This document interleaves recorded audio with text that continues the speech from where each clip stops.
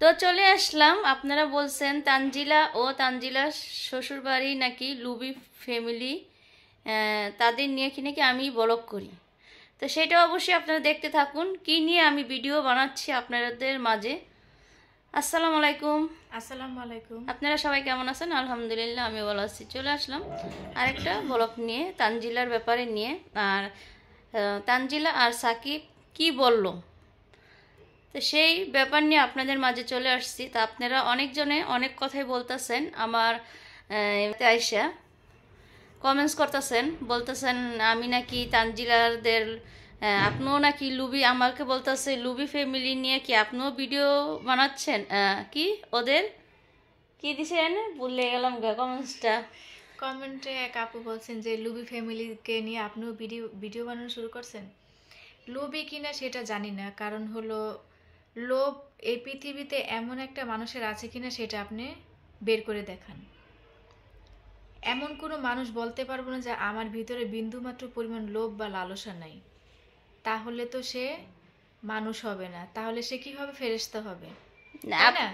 এটা কেমন কথা? কেউ আমার ভালো লাগছে, আমি ওর সম্পর্কে কথা বলছি। ওরা লুবি ফ্যামিলি হোক আর লুবি ফ্যামিলি না হোক, এর যার যার ব্যক্তিগত ব্যাপার, সেটা নিয়ে তো আমাদের মাথা ঘামানোর দরকার নেই।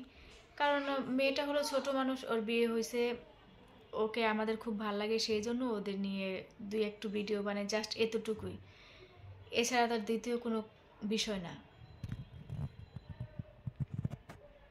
তো ওকে নিয়ে আমি কথা বলি, ঠিক আছে। ওকে ছোটোকালের থেকে দেখছি ভিডিও বানাইছে। মানুষের বয়স এক দেশম বয়সটা থাকে, যেই বয়সে মাইসে একটু ফুলিয়া থাকে, আনন্দ করে ও সময় সবাই, আমি বলেন আপনি বলেন সবাই ওই ওদের যে বয়সটা ছিল বিয়ের আগে, সে বয়সে ঠিকই আমরা সবাই ঘুরছি, আনন্দ করছি, খেলছি, বেড়াইছি, সবাই এডি করছি। এখন ওর বিয়ে হয়ে গেছে, ওকে নিয়ে তো এখন খারাপ কথা বলা দরকার নেই। আর আপনি যে আপু আমার এই কমেন্টসটা করছেন, তার চ্যানেলের নামটা আমি বলবো না। আর আপনারা জানতে চাইলে আমি বলে দিব না আমরা চ্যানেলের নামটা। তাকে আমি অবশ্যই, তাকে আমি চ্যানেলে করে দিতে পারতাম, দিলাম না কেন? তার চ্যানেলে আমি ঘুরে আসছি, সেও রুস্টিন ভিডিও করে, আমি রুস্টিন ভিডিও করি না। দেখা যায় মেয়েটাকে ছোটোকালতেই দেখছি, ও ছোট থেকে বড়, ঢাকা ঢাকা বড় হয়েছে। তো ওর গ্রামে ওর বাবা ভালো ছেলে পাইছে, বিয়ে দিয়ে দিচ্ছে। তো সেই জন্যে ওর নিয়ে একটু কথা বলি। ও মা হচ্ছে একটা, দেখা যায় সবার শরীর এক সমান না, সব সময় দেখা যায় কেউ শরীর সুস্থ থাকে, কেউ অসুস্থ হয়ে যায়, যেসব অনেকে বাবু তো হয়। বিছানা থেকে উঠতে পারে না।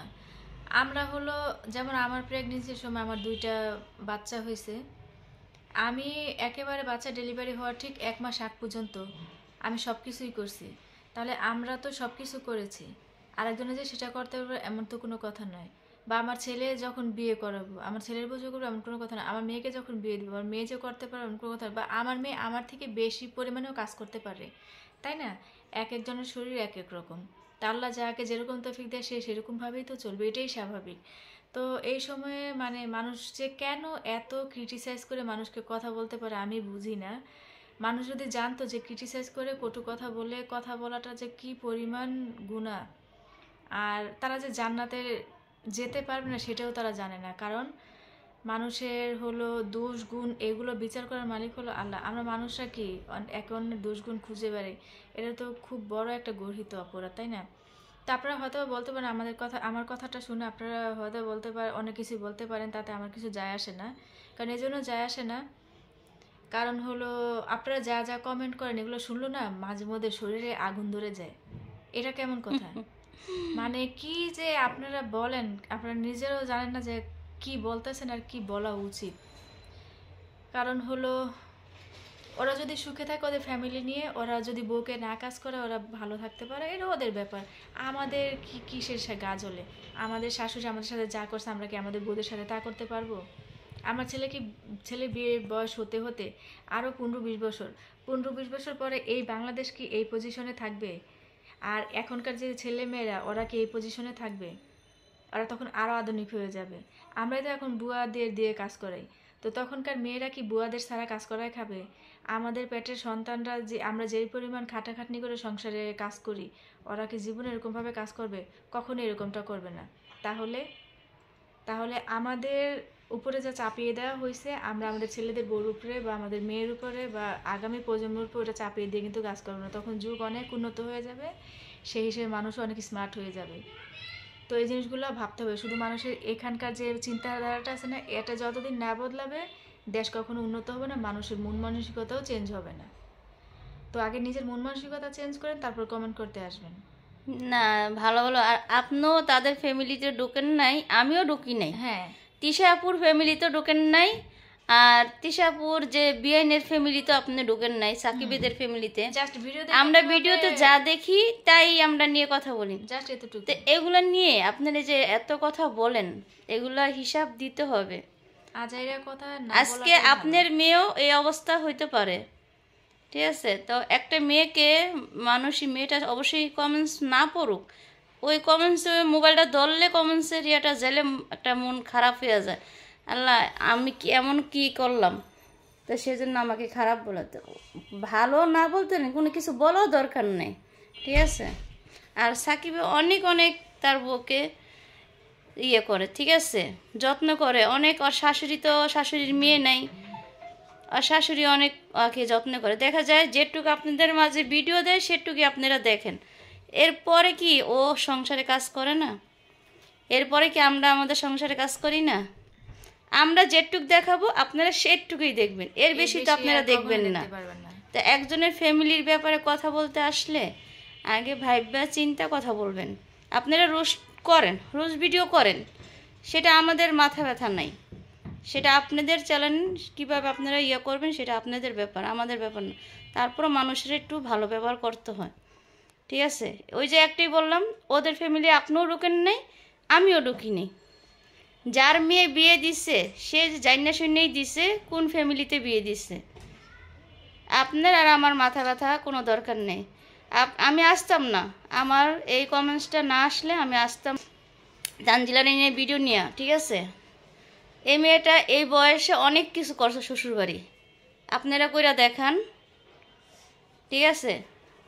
আজকে তার শাশুড়িকে সম্মান দিয়েছে দেখে তার শাশুড়ি তাকে সম্মান দেয়, শ্বশুরবাড়িও শ্বশুর শাশুড়ি, তারপরে যে ননদ সবাই সম্মান দেয়। আপনারাও এইভাবে সম্মান দিয়া দেখেন এই বয়সে, ঠিক আছে? এই মেয়েটা এই বয়সে তার হাজবেন্ডটিকে এই যে পর্যন্ত উঠাইছে, আমরাও পারবো না, পারবো আমরা? গ্রামে একটা কথা আছে যে যতটুকু পানিতে ভিজে নামে ঠিক ততটুকুই ভিজে। আপনি যতটুকু পানিতে নামতে পারবেন আপনার কাপড় কিন্তু ঠিক ততটুকুই ভিজবে, তাই না? তো সেজন্য হলো ও হয়তোবা ভালোবাসা ঠিক এরকম এক পর্যায়ে সবাইকে ভালোবাসে, সেজন্য হয়তোবা বলতেছি, এটা বুঝবেন, হয়তোবা ওর ফ্যামিলি ওকে ওইরকমভাবেই ট্রিট দেওয়ার চেষ্টা করে। আর দেখা যাচ্ছে বিয়ে হয়েছে আমার কয়দিন, 1 বছর বা বড়জোর 8-9 মাস হয়েছে না, 1 বছর হয়ে গেছে, যেটাই হোক। আর হলো অনেক কিছুই অর্জন করতে পারছে। যাক, ছোট বয়সে একটা মেয়ে, যা বাবা মার সাপোর্ট হোক বা শ্বশুরবাড়ির লোকের সাপোর্ট যতটুকুই পাইছে সেক্ষেত্রে ও আগায় যেতে পারছে। তো দোয়া করি, আপনারা দোয়া করবেন যাতে আমাদের সবাই, এই পৃথিবীর সকল মানুষ, যত মেয়েরা আছে আর যত মহিলারা আছে, সবাই যেন এরকম সাপোর্টিং একটা ফ্যামিলি পায়, সবাই যেন নিজের ভবিষ্যৎ সুন্দরভাবে গুছিয়ে নিতে পারে, আমরা সেই দোয়াই করব। এত হাবিজাবি কথা আর উলটপালট কথা বলার কোনো প্রয়োজন নেই। না, ওরা বলে একটা শোরুম দিতে কতটা একটা পরিশ্রমী থাকতে হয়, সেটা যাদের শোরুম আছে তারা জানে, আপনারা জানবেন না। আপনারা শুধু যে ভিডিওতে আইসা মানুষের দোষ ধরবেন কিভাবে, সেইটাই আপনারা ধরেন। আর আপনারা কমেন্টস করেন, আমার কোনো আসে যায় না, ঠিক আছে? তো ভিডিওটা বড় হয়ে যাচ্ছে, তো মেয়ের জন্য দোয়া করবেন, আমাদের জন্য দোয়া করবেন। আমাদেরও মেয়ে আছে, আমরাও মেয়ে বিয়ে দিব, তো আমাদের মেয়েরও এই সময়তে যাবে। তো একজনের মেয়েকে খারাপ করে সেই পাপটা আমরা আনতে চাই না। তো আপনারা ভালো থাকবেন, সুস্থ থাকবেন, আমাদের জন্য দোয়া করবেন।